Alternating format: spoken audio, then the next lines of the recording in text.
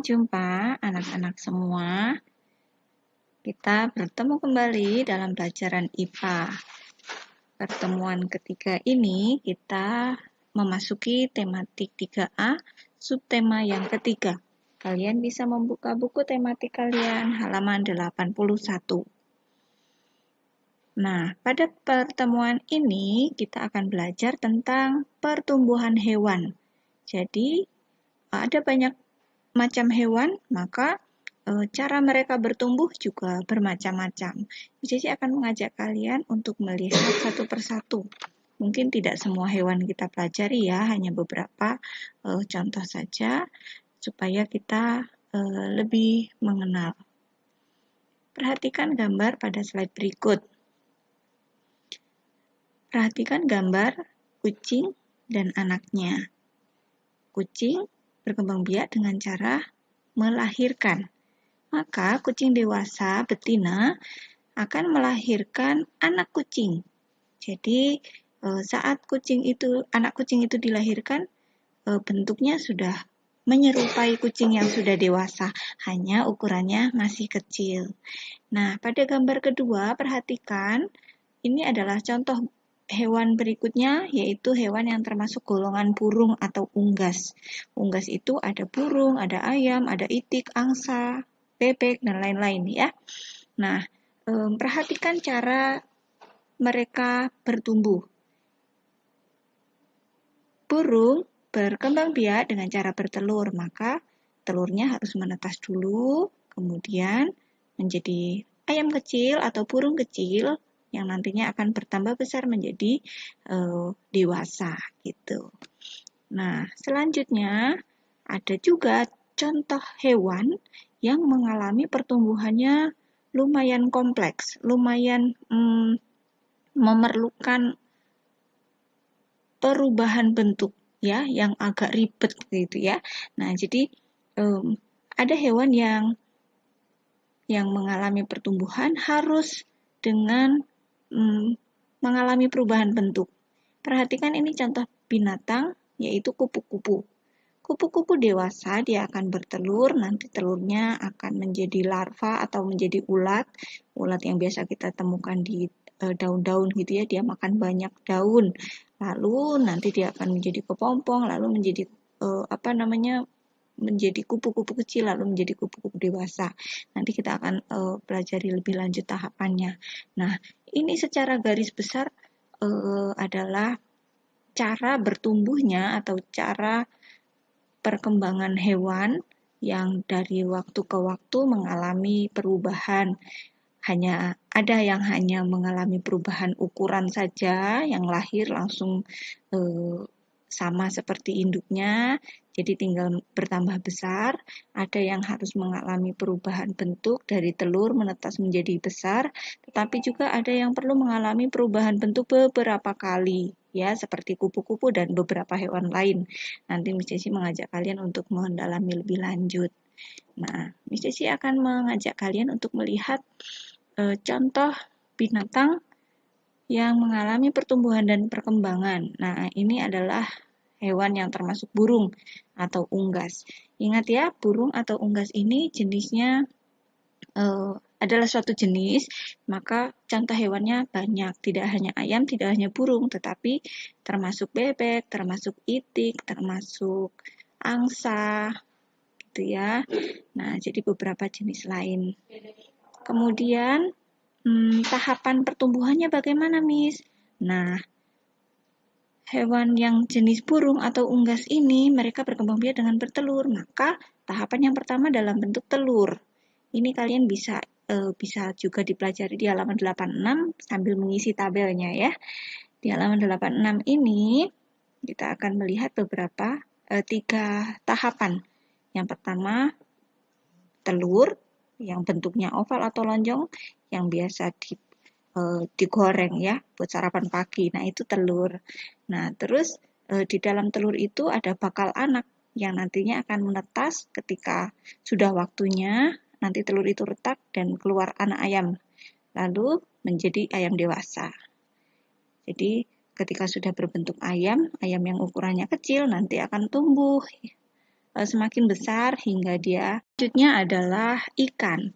Tahapan pertumbuhan dan perkembangan ikan itu kurang lebih seperti ini. Ikan berkembang biak juga dengan bertelur. Caranya sama ya, seperti unggas atau burung, jadi dengan cara bertelur. Tetapi ada perbedaannya, ikan ini bisa menghasilkan telur jauh lebih banyak daripada unggas atau burung. Jadi kalau burung mungkin hanya puluhan atau satuan, jadi bisa 8, bisa 10, bisa 5, bisa 15. Tetapi kalau ikan bisa jumlahnya hingga ratusan, bahkan bisa ribuan telur dalam sekali bertelur. Jadi ikan itu lebih menghasilkan keturunan lebih banyak ya. Nah, tahapannya adalah yang pertama telur. Telur ini akan menjadi larva ikan. Lalu larva ikan itu akan menjadi ikan kecil yang nantinya menjadi dewasa. Itu untuk pertumbuhan dan perkembangan ikan. Selanjutnya, tahapan daur hidup kupu-kupu nih ya. Kita lihat daur hidup kupu-kupu di buku cetak kalian juga ada. Nah, kalian bisa pelajari juga yang ada di halaman 105. Kupu-kupu mengalami perubahan bentuk dalam pertumbuhannya. Ada 4 tahap. Yang pertama, kupu-kupu dewasa akan bertelur. Lalu telur itu akan menetas menjadi ulat. Ya, ulat atau larva kurang lebih sama ya. Jadi ulat itu tumbuh di dia perlu makan daun sebanyak-banyaknya ya. Nanti kalau sudah kenyang makan, dia akan berubah menjadi kepompong. Pada waktunya, kepompong ini nanti akan menempel pada suatu tempat, lalu kepompong ini nanti akan terbuka dan muncul kupu-kupu dari dalam situ ya. Nah, kupu-kupu yang muncul itu nantinya akan menjadi kupu-kupu dewasa. Nah, ini adalah tahapan daur hidup kupu-kupu. Perubahan bentuk dalam pertumbuhan atau perkembangan kupu-kupu disebut juga metamorfosis. Ada beberapa juga hewan yang mengalami metamorfosis. Ada yang sama kurang lebih tahapannya, tetapi juga ada yang berbeda. Nah, metamorfosis pada kupu-kupu karena tahapannya lengkap, maka disebut juga metamorfosis sempurna. Nah, ada beberapa juga hewan lain yang mengalami metamorfosis atau perubahan bentuk. Nah, selanjutnya Miss Sisi beri contoh lagi. Di buku kalian juga ada, yaitu lebah. Lebah juga mengalami perubahan bentuk atau metamorfosis seperti kupu-kupu. Nah, tahapannya yang pertama telur menjadi ulat atau larva, lalu menjadi pupa, lalu menjadi lebah dewasa. Lalu next, katak. Nah, katak ini lumayan perlu beberapa kali perubahan ya. Yang pertama, telur ini nanti akan menjadi kecebong yang tanpa kaki. Kalau kalian lihat, jadi telur ini nanti lama-lama telur akan muncul ekor. Nah, tapi tidak punya kaki. Lama-kelamaan kecebong ini muncul kaki kecil, lalu ekornya hilang sedikit demi sedikit. Seperti ini, menjadi bagian tubuh depannya lebih berkembang lagi, bertumbuh lagi, menjadi lebih jelas, tetapi ekornya masih ada kecil, gitu ya. Katak berekor. Nah, lama-kelamaan ekor ini akan hilang dengan sendirinya. Nah, setelah ekornya hilang, dia akan terus berkembang, ukurannya menjadi kata dewasa. Lalu, untuk jangkrik, nah jangkrik ini mengalami 3 tahap saja, 3 siklus atau 3 tahap saja. Jadi, metamorfosisnya tidak sempurna atau perubahan bentuknya tidak sempurna. Karena dari jangkrik ini dihasilkan telur, lalu menjadi nimfa. Nimfa itu sama dengan binatang yang masih muda gitu ya. Jadi jangkrik yang masih muda, lalu menjadi dewasa. Hanya 3 tahap maka disebut metamorfosisnya tidak sempurna. Lalu ini yang terakhir adalah nyamuk. Ya, nanti kalian lihat nih ada 4 tahapannya. Coba temukan persamaan dan perbedaan dari kedua gambar ini. Sisi beri waktu, mari kita bahas setelah ini. Ya, Silahkan diamati dulu baik-baik, nanti kita bahas. Bagaimana hasil pengamatan kalian? Mari kita temukan bersama ya.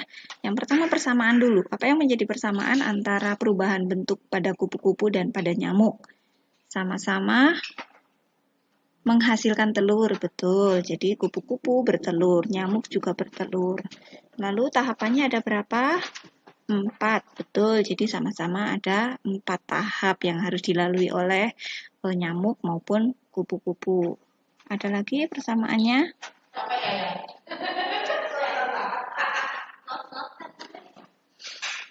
Nah, kalau kalian temukan lagi, boleh nanti disampaikan. Sekarang coba perbedaannya ya. Mici mengajak kalian lihat perbedaannya. Mungkin ada perbedaan istilah, mungkin juga ada perbedaan memang tahapannya berbeda ya.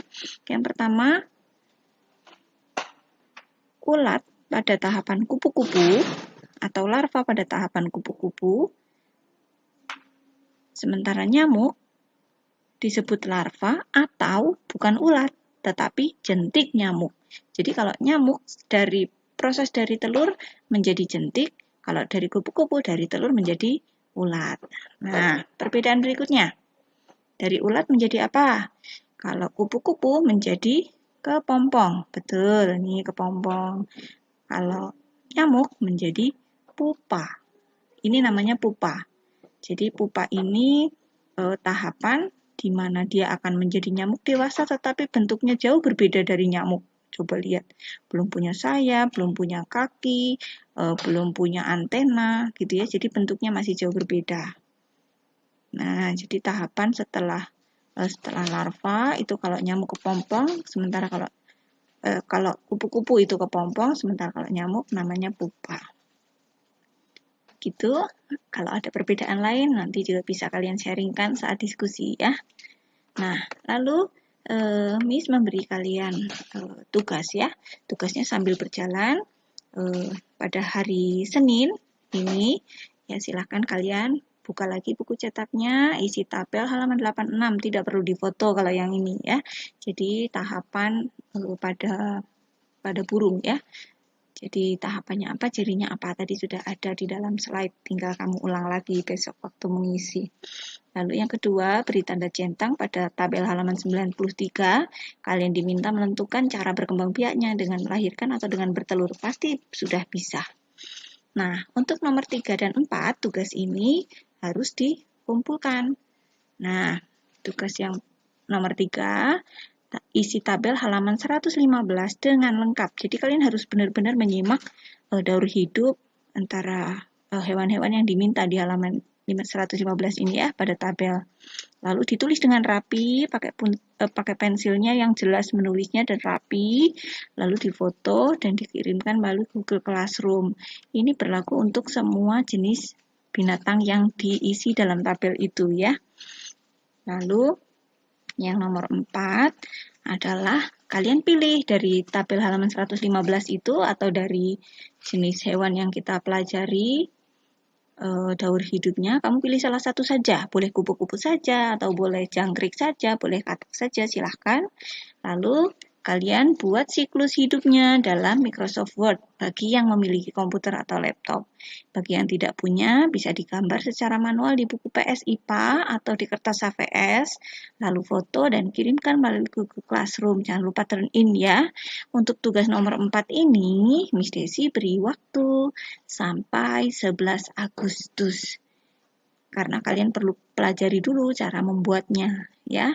Untuk yang nomor 3, karena kalian tinggal menulis di buku cetak, maka menjadi tugas yang harus dikerjakan saat ini juga. Sementara yang harus mempelajari dulu Microsoft Word-nya atau mungkin menunggu laptop orang tua yang masih bekerja, jadi masih diberi waktu sampai minggu depan. Itu jika ada pertanyaan, nanti disampaikan lewat Google Classroom ya. Nah, Miss Tata sudah memberikan tutorial atau cara menggunakan Microsoft Word untuk membuat tugas ini. Jadi membuat siklus hidup binatang, itu caranya bagaimana? Nah, nanti Miss Tata akan memberitahu pada kalian. Oke, anak-anak. Selamat belajar, selamat mengerjakan tugas.